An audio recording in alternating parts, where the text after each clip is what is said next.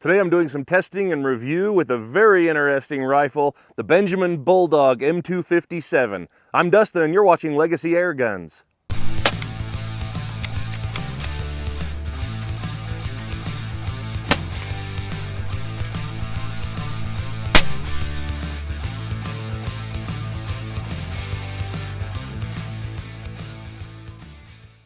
Well, the last time I had my Bulldog M257 out may have looked a little different. This time I'm not using a bipod. Instead, I'm just shooting off of this Caldwell Rock rest, and I've put a different scope on it. This one is not digital. This is a Hawk Advantage side focus, and that is 3 to 12 power by 44 objective, and I'm just shooting on 10. That way it keeps my mil dots, that's where they're accurate. And up here, I have got the Scope Mate scope camera so that you can see through the scope as I shoot. May not be quite as crystal clear as what I see, but at least you can keep up with what's going on. Other than that, it is the same. I mentioned I might do a regulator on it, but I have not. I'm still shooting it just as it is out of the box. And the ammunition that I'm using is this Nielsen Specialty Ammo, or NSA. These are slugs, 65 grain hollow point slugs. I've already zeroed my scope off camera. I got it zeroed at 50 yards, and I've also been doing some chronograph testing with this gun, and I want to share that data with you. Here's a look at the chronograph results after a 5-shot group starting at 3,000 psi. 5 shots, the highest was 916 feet per second, lowest was 849 feet per second. That's a spread of 67 and a standard deviation of 23.8, which does not sound great, I'll admit. And let's look at the shots one by one here. We started at 916, then it went to 905, 886, 872, and 849. Highest power is 121.2 foot-pounds, and the lowest was still 104. So power is great. That's plenty for any small game, maybe even things like coyotes. And I wanted to see also what happened at 10 shots. So here's my results after 10 shots. 1 shot didn't read, so I've got 9 listed here. Started at 916 again, so very consistent for a start point. And the low was 784. That is a spread of 132, standard deviation of 44.1. So I'm going to call this a 5-shot per fill gun. Now those numbers seem a bit discouraging, I'll admit, but I think sometimes we might geek out too much about the numbers if we haven't looked at what the gun is actually doing downrange. Now the last time I had it out, I was shooting it at 50 yards. I think I even tried at 100 yards just offhand. But today we're shooting from a rest because I want to see what the gun can really do, and do those chronograph numbers matter? They certainly matter in terms of power, but are we going to see negative impacts on point of impacts and things like that because of those numbers? I'm not too concerned about the fact that I'm only considering this a 5-shot rifle because it is considered a hunting rifle. I plan on hopefully using it for prairie dog hunts. We like to go do that a lot. And I'm sure it'll handle them fine at 50 yards. We saw that in my last video, that it can shoot well at 50. But I would like to see it maybe be able to do it at 75, maybe even a little bit farther. So that's what I want to see today. What can this thing really do? The easiest way I've found to load this magazine is to hold it in this position, and you can see a little bit of red in this window up here, which means the magazine is empty. And then by holding it in this position, my thumb holds it on the bottom, and my index finger is able to roll the wheel, the spring-loaded wheel, exposing that first hole, and I just slide a slug in. And now I need to keep the magazine fairly level so it doesn't slide out when I put pressure on that spring again. And then I just roll it again, put in the second one, and then again, and this just repeats all the way around.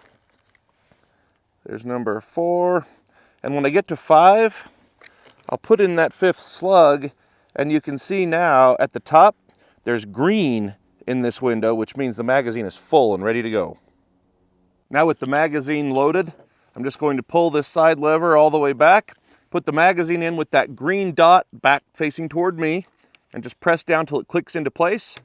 And now, when I press this forward, the gun is ready to fire. If I want to put it on safe, I can pull back on the safety, the switch in front of the trigger. That's on safe. Forward is off safe. Now let's go ahead and just take a few shots at 50 yards. That's where I've got it zeroed. And I'll start on paper, and then we'll just have some fun with some more interactive targets. So let's see what we can do here. I'll go for the bottom left because I was doing some zeroing earlier on the others.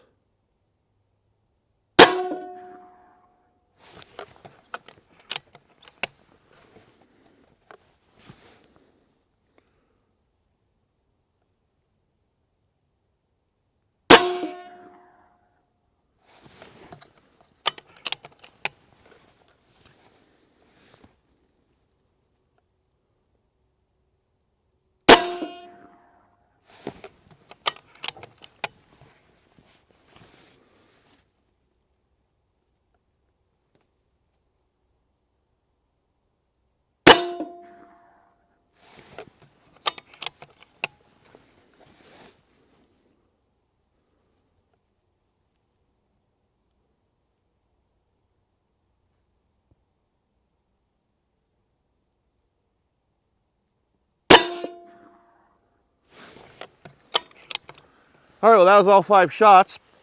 Let's go down there and take a look at the target and see how it groups before we get into the more fun targets.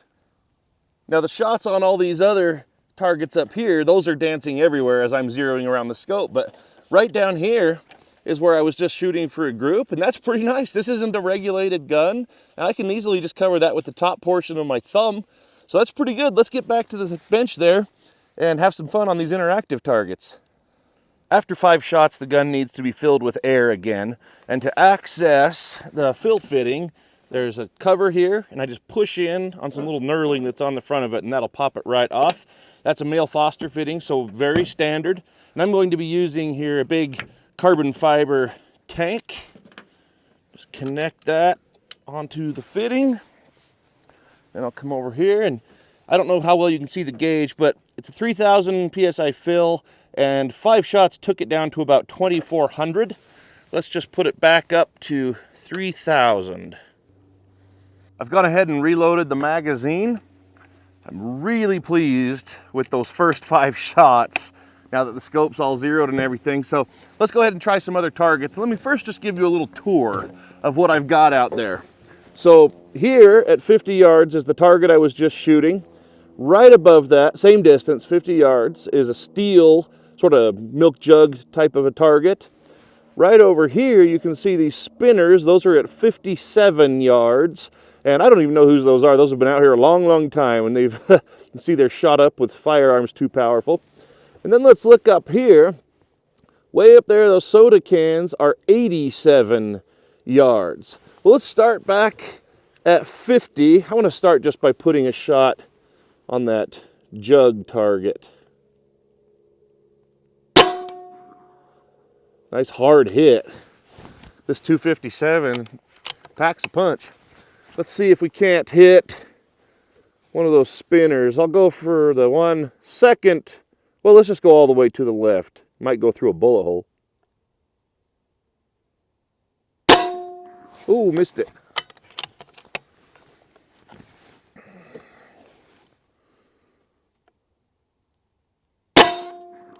Missed it again. Let's see. I'm actually going to hold on the next one over.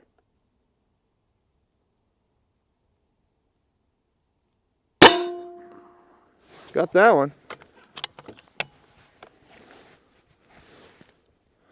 Let's see if I can slip one under my target stand pole onto the one on the far right. Yeah. And that's 5. All right, I have aired up, reloaded my magazine, and we're ready to go. Let's reach out now to those soda cans at 87 yards. I actually don't know how much drop to expect, so I'm going to start just by holding right on one of them, see what it does, then I'll make adjustments as needed. Start on the one on the left. Again, I'm just going to hold right on and see where it goes.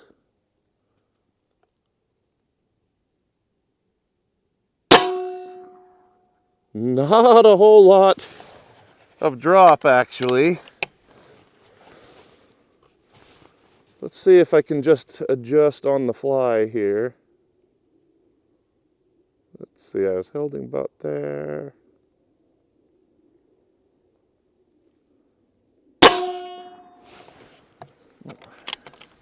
I might have pulled that a little bit. Let's try again.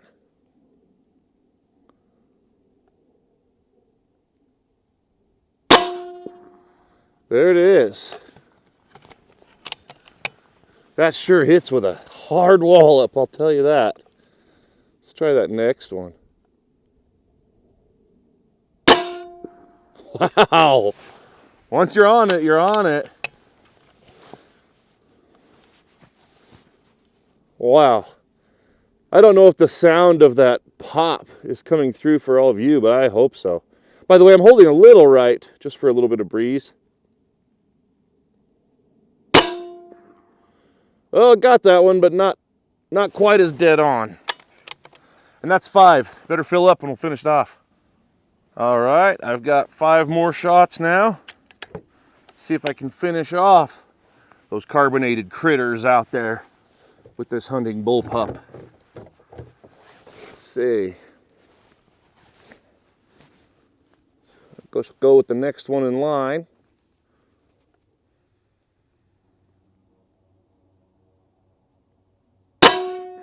Oh, that was a bad shot. I pulled that too much to the right.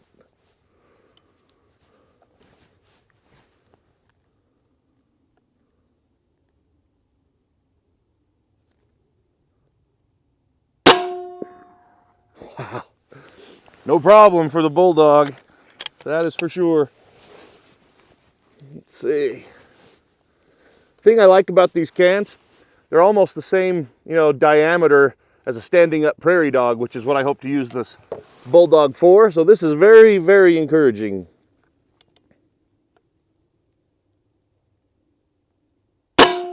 Yeah, look at that. Let's dial the scope back. There we go. And I just want to slam that steel target a couple more times. That's AR 500 steel. Might not look impressive, but that's a heavy duty target. To swing it as hard as it does, this is an impressive rifle in terms of power. Oh, that's 5. Well, when I gave you the tour of my targets, I only had targets set out to the maximum distance of 87 yards, those soda cans. But it did so well, I want to see if it can reach out a little further. I looked in my truck and I found 3 more sodas, set them up at 100 yards. So I'm going to do the same thing I did before. I'm just going to hold right on one. We'll see how much drop there is and then see if I can't get on them. So let's load up. I've already refilled with air. And we get my parallax set here.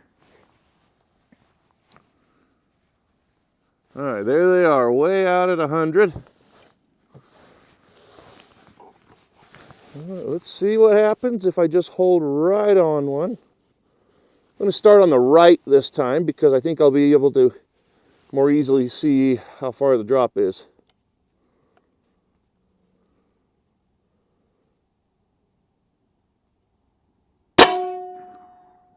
Okay.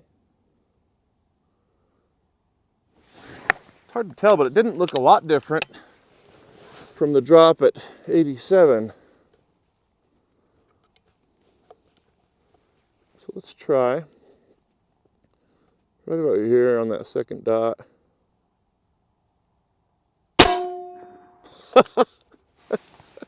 How about it for the Bulldog? 100 yards, no regulator.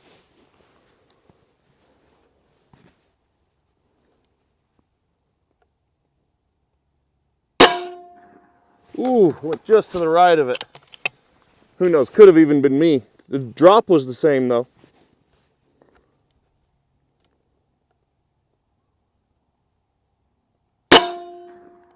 Ooh.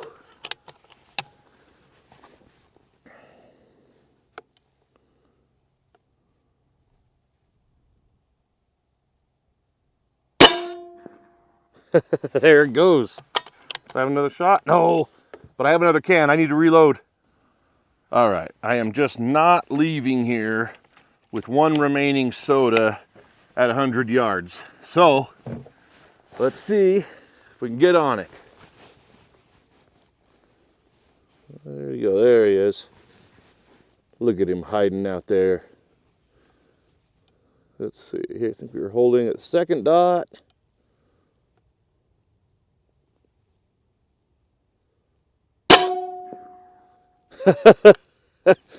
Once you know where to hold, this thing puts the slugs right where they need to go, even without the regulator. I hit the one, let's see, the last one I hit on the previous round would have been, you know, the lowest pressure that the gun was at over 5 shots. Filled it back up to 3,000, held on the same spot, and it goes in the same place. Well, I've still got 4 more. Let's come back down. I want to come back down to the swingers. Get my parallax back down where it belongs for that.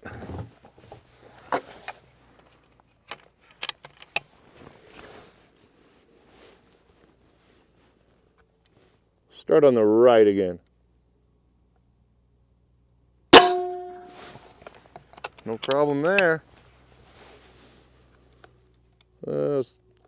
Second from left. There it is. Far left. Yeah. I'll go back to the one on the right. Oh! Look at that, I missed on the last one. That's all right. Well, I hope you've enjoyed this little range review today of the Benjamin Bulldog M257. I was pleasantly surprised by the performance today. I'm extremely happy with this. I had talked in a previous video when I first got it out, just sort of my out-of-the-box review. Hadn't done any chronographing with it yet or anything. And I was saying in that video, I believe, that I might put a regulator in it. I don't know, maybe I still will, just maybe increase shot count, but that would be all. If I can take, you know, a prairie dog at 100 yards, which I now know is easy, maybe even one day we'll test beyond 100, then I think maybe Benjamin just knew what they were doing and I should mind my own business and shoot it the way it is. But again, I hope you enjoyed the look today. Again, that is the M257 Benjamin Bulldog. If you don't mind, please click the like button down below and subscribe to the channel so you can see more videos. Also, if you look in the description, you'll see where to find me on social media. Thank you so much for watching.